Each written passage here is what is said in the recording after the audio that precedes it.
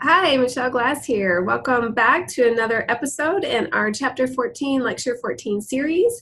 Our topic for this video is the cerebrum. The cerebrum is the largest part of the brain, and it's where all of your higher order conscious level processing occurs.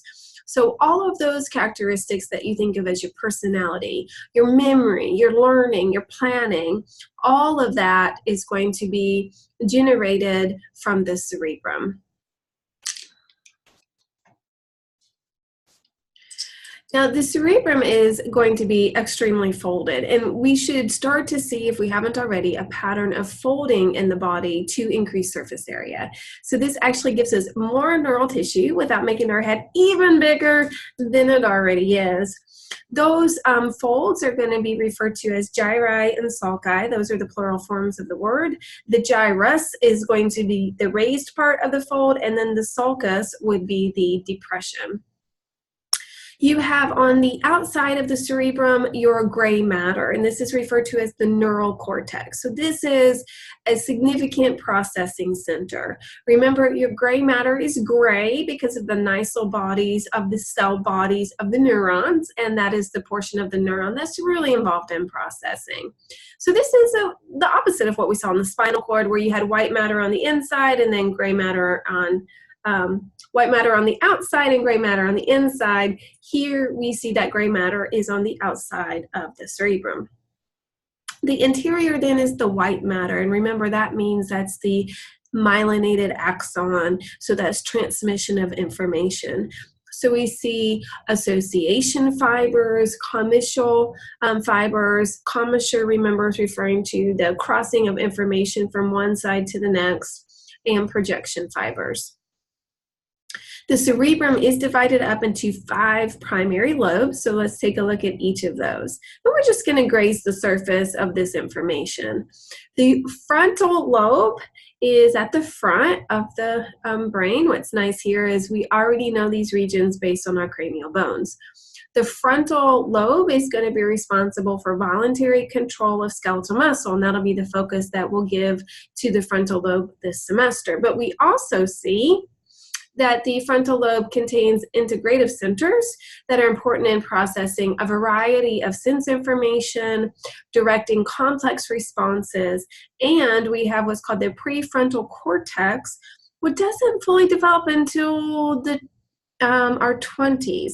So all of those characteristics that we see in teenagers and children, where they have no risk aversion and they act before they think, all of that is in part due to this underdeveloped frontal lobe. The prefrontal cortex is going to help predict consequences of our actions, and it's also going to process frustration, tension, and anxiety.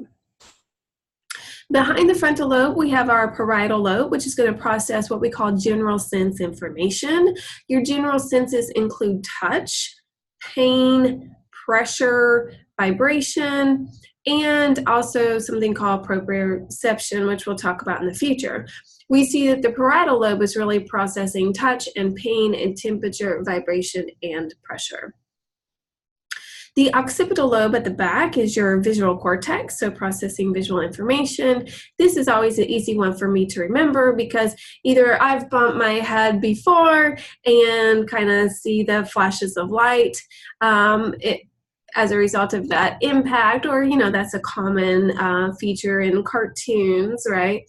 And in that case, you're mechanically stimulating the visual cortex. And then the temporal lobe is on the side, and this is going to contain your auditory and olfactory cortex. Now remember, a cortex is a processing center, so that means auditory and olfactory information is processed here. Auditory is, of course, sense of sound, and olfaction is your sense of smell. Now, if we were to pull back on the temporal lobe, you can see the insula lobe. The insula lobe is going to be deep underneath the temporal lobe, and it's going to contain your gustatory cortex, which is your sense of taste. We have a really deep Well, I shouldn't say really deep because a sulcus is more shallow than a fissure, but we do have a nice sulcus called the central sulcus dividing the frontal and the parietal lobes. This is something that we name as part of our lab work. When you look before the central sulcus, you see a particular gyrus called the precentral gyrus. This is going to contain the primary motor cortex. So when we talked about skeletal muscle and we said the nervous system generates the signal, that signal is generated here at the primary motor cortex. So this will direct our voluntary skeletal muscle contraction. On the other side of our central sulcus, we have a post-central gyrus, and this contains our primary somatosensory cortex. So remember, somato is referring to soma, the body. So these are sensations that are being detected by your skin and your muscle of your body.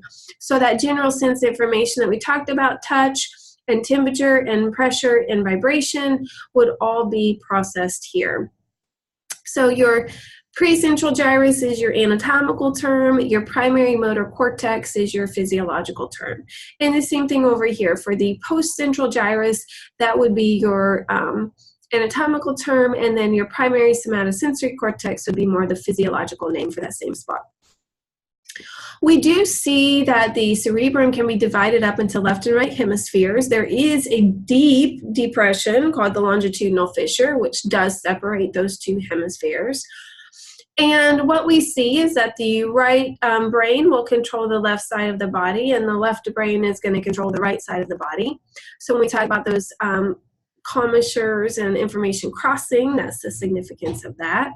But we also have what's described here as hemispheric lateralization, and this is where we have different kinds of processing happening on the two hemispheres. So our right hemisphere is more involved in processing and analyzing sensory information, information of objects, faces, and emotions, whereas our left hemisphere is going to be more involved in language-based skills and analytical tasks. Okay, that's it for now.